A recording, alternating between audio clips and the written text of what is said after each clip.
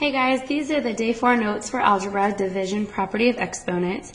I actually already made a video, but there was a mistake in one of my examples, so I'm just going to redo them really quickly. I think it would be easier than trying to tell everybody what I did wrong. So if you've already watched the video, just rewatch this one. It was example F. That there was a mistake in. So anyway, okay, so we're going to look at when we're dividing powers that have the same base. For example, we have 5 to the 3rd over 5 to the 5th.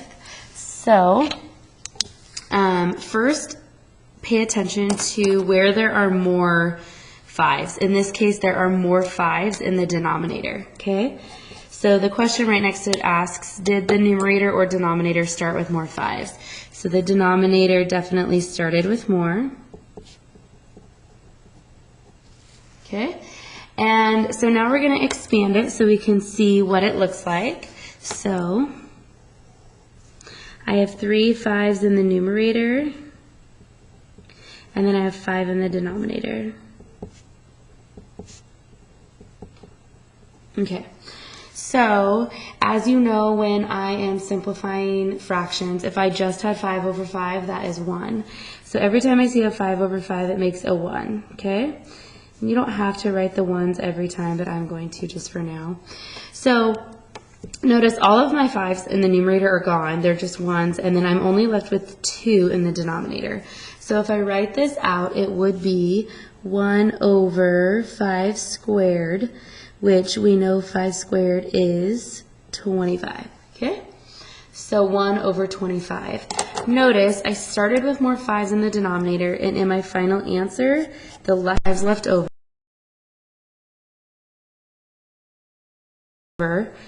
in the denominator.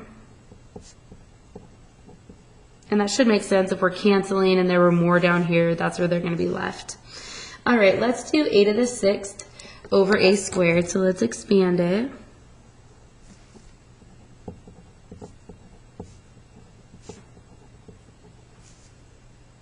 Okay, and just 2 down there. Again, an a over a makes 1, another 1. Okay, so I have nothing left in the denominator. That doesn't mean it's 0 down here. Remember, we can never have a 0 in the denominator of a fraction. It is 1. So this is a to the 4th over 1, or just a to the 4th, okay? So again, if you notice, we started with more a's in the numerator, and at the end, the leftovers were in the numerator, okay? So did the numerator or denominator start with more? The numerator did. And they are left in the numerator at the end. And that should happen every time.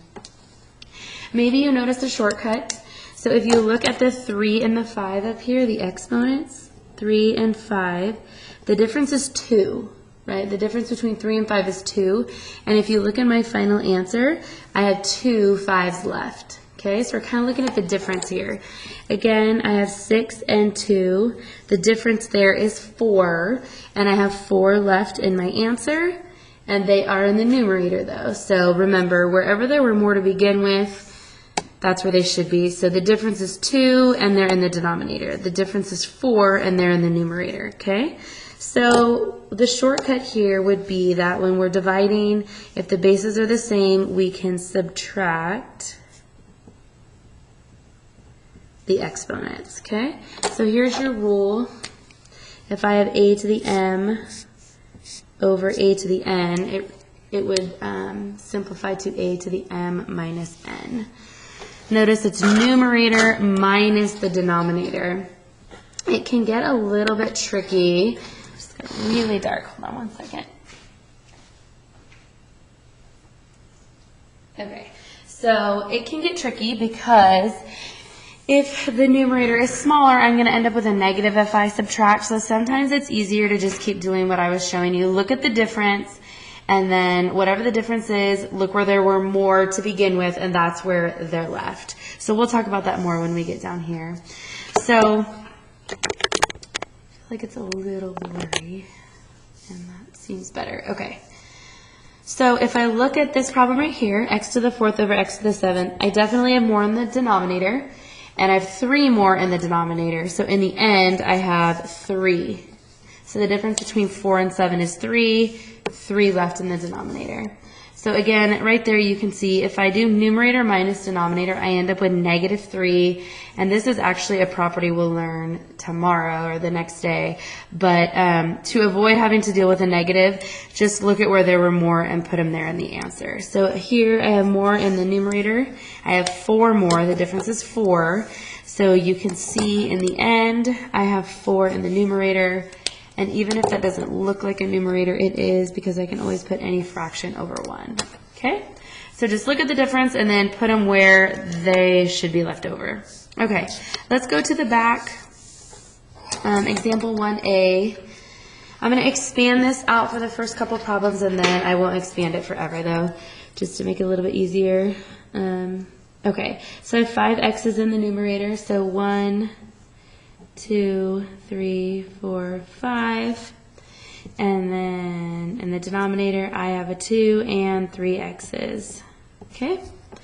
So just like we did on the front, an x and an x cancel all the way across. So all 3 are gone with 3 on the top. I have 2 x's left up here, x squared over just 2. And that is the simplified version of that. Again, just to reiterate, more here, they were left there. Okay? X squared over 2. The next one has a number in the numerator and denominator, so if you kind of just ignore the y's for a second, reduce 14 over 18 like you would a regular fraction. So they're both divisible by 2, so it would be 7 over 9. Okay? Divide them both by 2. Now, again, I'm going to expand this out.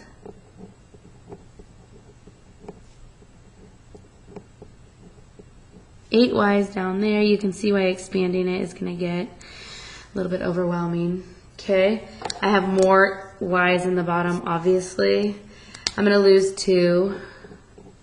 Okay, 2 up top, 2 in the denominator. So in my numerator, all I have is a 7. The y's are gone. And down here I have 9, and then if there were 8 and I lost 2, there's 6 left. So 9 y to the 6. Then if you weren't sure, you can just 1, 2, 3, 4, 5, 6 y's left. You can count them. So again, where are my y's left? The denominator. Okay? I'm saying that over and over because a lot of times students will know that the difference is 6, but they'll just write them in the numerator. You have to pay attention to where the leftovers are. Because eventually we won't be writing this out, so you won't be able to see where the leftovers are. All right, same thing here. I would reduce the 5 and the 15 to 1 and 3. And then I have m cubed n squared over m n to the 5th. 1 and then 3 m's, 2 n's, and 3 1m only. And 5 n's. So there's only 1 m down here, so I can only cancel 1. That means I'm left with 2. And then n's, I only have 2 here, so I can only cancel 2 there. So I'm not going to write the 1. I'm just going to write n squared over 3n to the 3rd. And that is it. Okay? Moving on, part D, sorry. I'm going to need to simplify my numerator. You can see there's some multiplication. These x's can be put together, and then 4 times 2 I can go ahead and put together. So if I did that, I end up with 4 times 2 is 8. And then, so I put those together, and then I'm also going to put my x's together. X cubed y to the 5th. Over 10x cubed y. So I'm going to practice not writing this out. It's hard to tell that's a 3. Let's first reduce my 8 and my 10. So that's going to be, what, 4 and 5/5?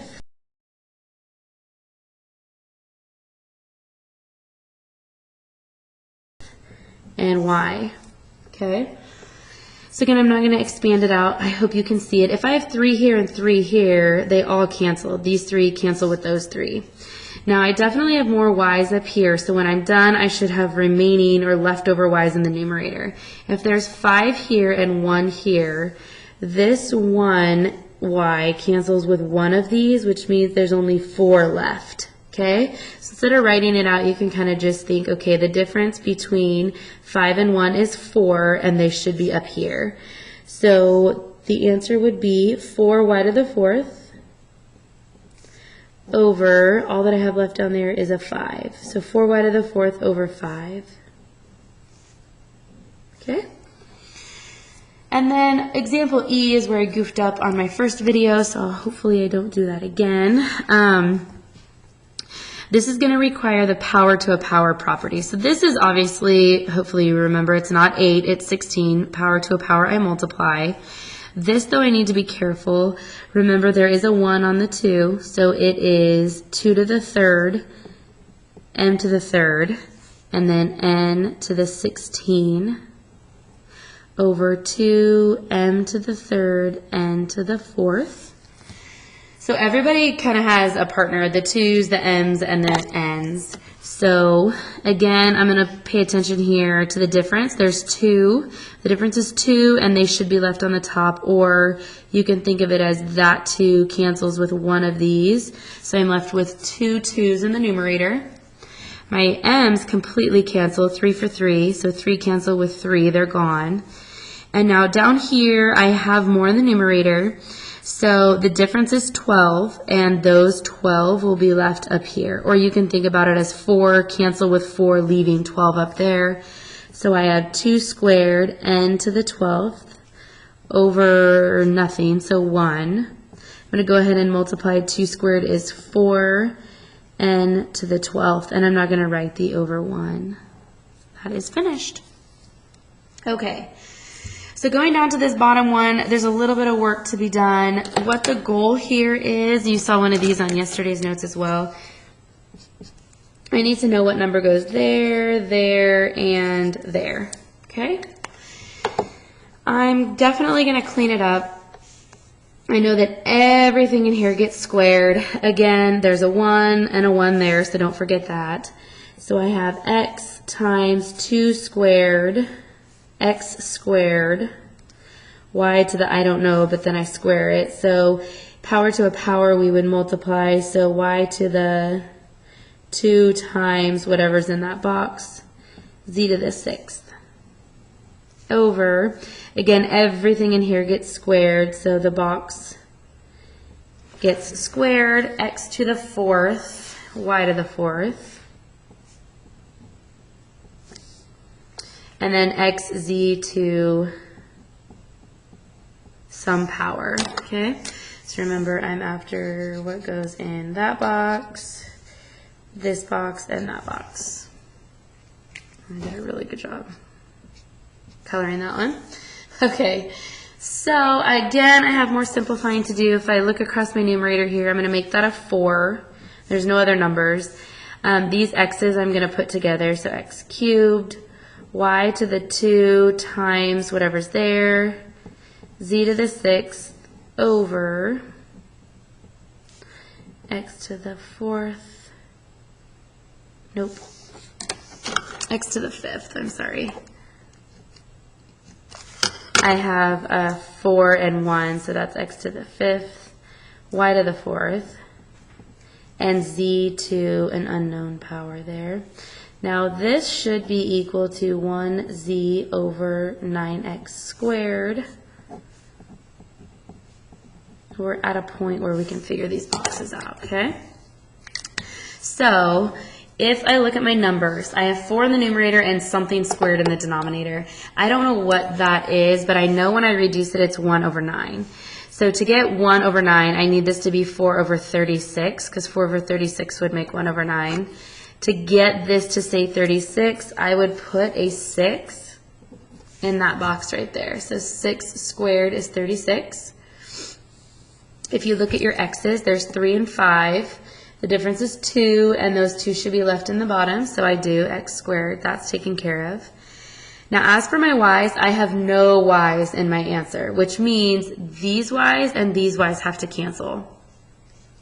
So So if I have 4y's down here, I need 4y's up here. So that needs to be a 2 because 2 times 2 is 4.